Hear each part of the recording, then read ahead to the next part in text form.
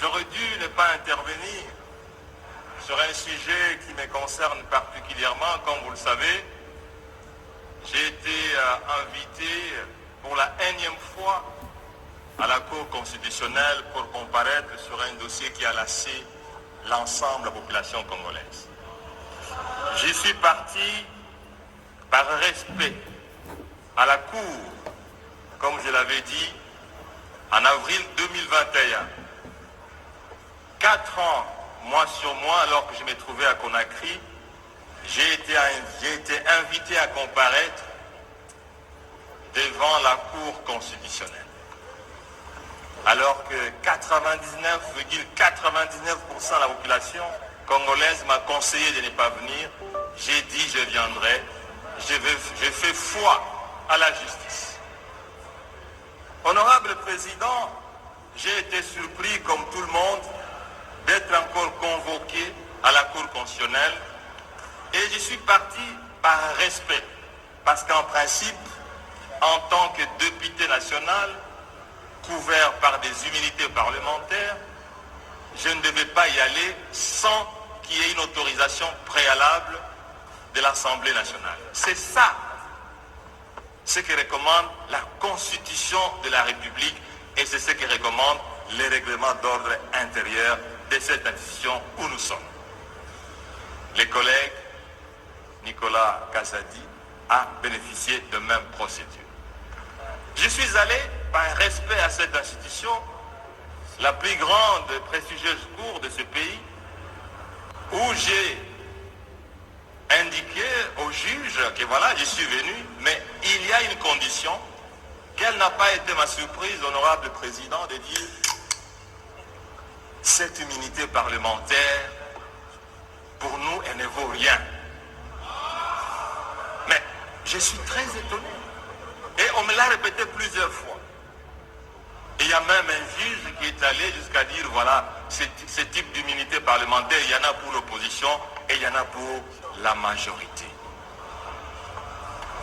Honorable Président, honorable membre du bureau, nous n'avons pas peur d'affronter la justice, mais nous voulons que les lois de ce pays soient respectées.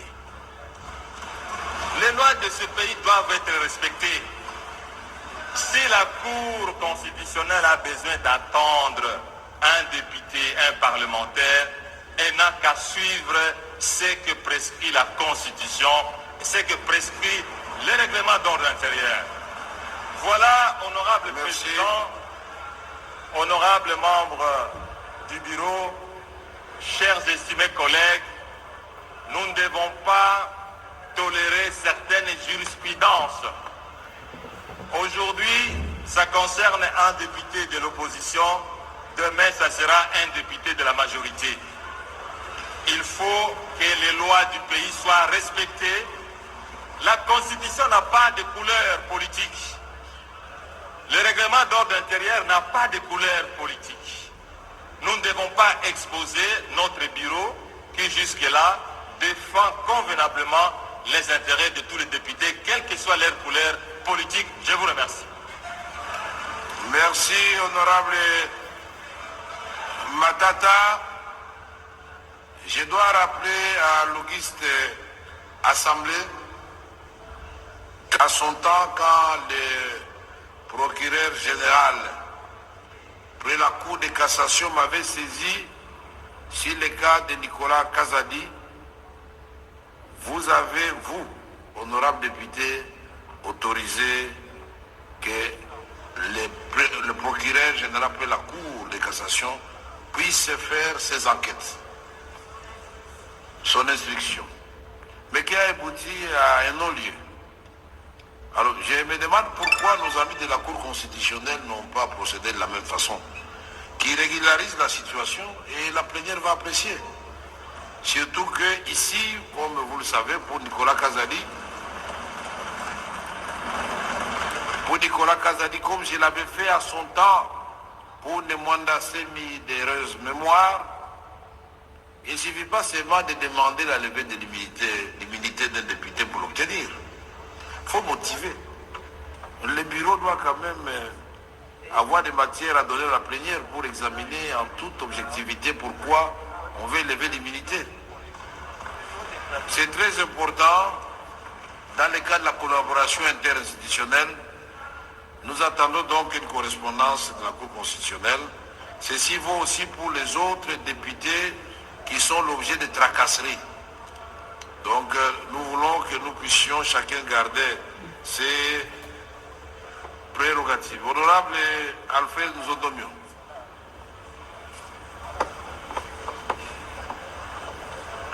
Mais je vois que vous parlez aussi de la problématique des immunités parlementaires.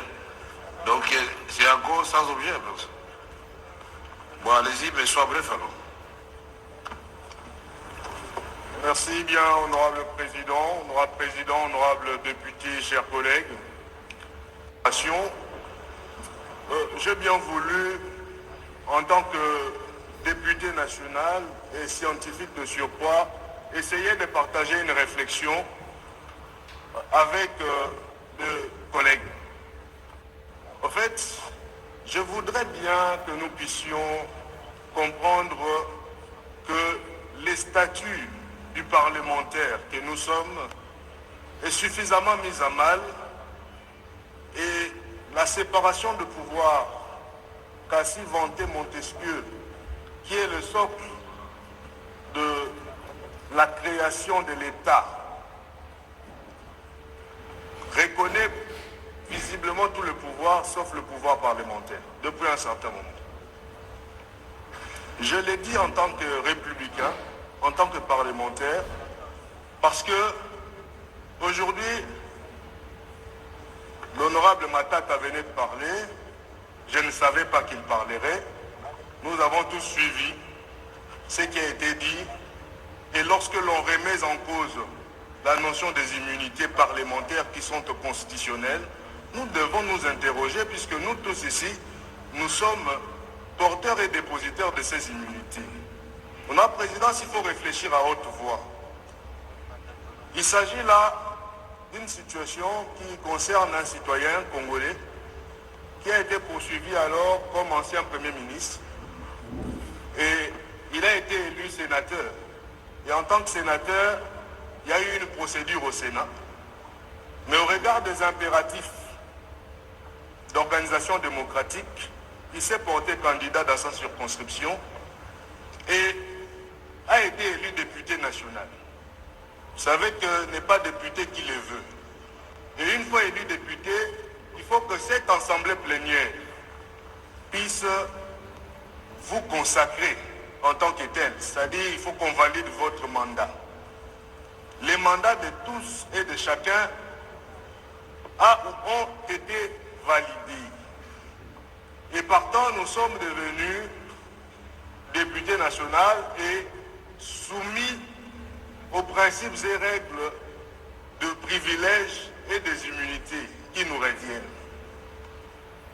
Mais malheureusement, dernièrement, il y a eu des députés qui ont été tabassés par des policiers qui n'avaient même pas titre d'OPJ.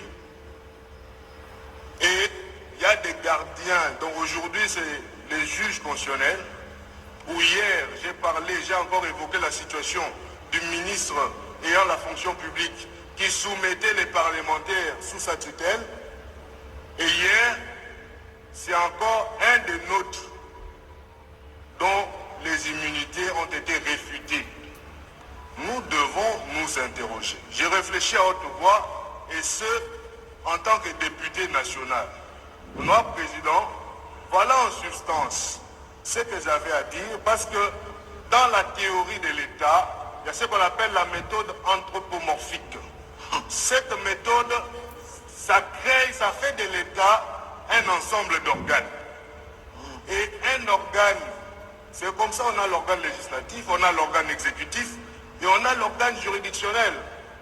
Si un des organes est amputé, si un des organes ne fonctionne pas, l'État devient malade. En tant que membre de l'Union sacrée, là je dis, le président de la République, face à l'agression rwandaise, a lancé un appel à l'unité nationale. Il nous a même promis un gouvernement d'union nationale. Nous devons y réfléchir et le Parlement doit prendre ses responsabilités. J'ai dit. avez évoqué cette question ici de la problématique du fonctionnement de l'Assemblée nationale. C'est sérieux. Nous venons de la conférence des présidents. Cette question a été soulevée et nous avons chargé l'honorable Guy Mafuta, président de l'ECOFIN, d'engager des discussions avec le gouvernement sur toutes les questions qui concernent le fonctionnement de l'Assemblée nationale, c'est-à-dire l'administration, les députés, leurs soins, le fonctionnement des différents membres du bureau.